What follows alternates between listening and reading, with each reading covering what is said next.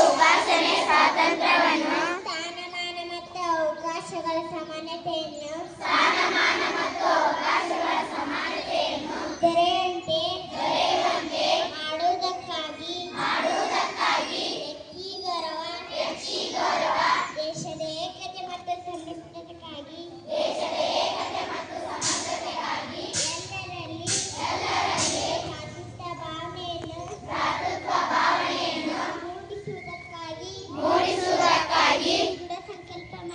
ದೃಢ ಸಂಕಲ್ಪ ಮಾಡಿ ನಮ್ಮ ಸಂವಿಧಾನ ಸಭೆಯಲ್ಲಿ 1949ನೇ ಸವಿಯ ನವೆಂಬರ್ ತಿಂಗಳ 26ನೇ ದಿನದಂದು ಈ ಸಂವಿಧಾನವನ್ನು ಅಂಗೀಕರಿಸಿ ಅಧಿನೇಮಿಸಿ ಅರ್ಪಿಸಿಕೊಂಡಿದ್ದೇವೆ.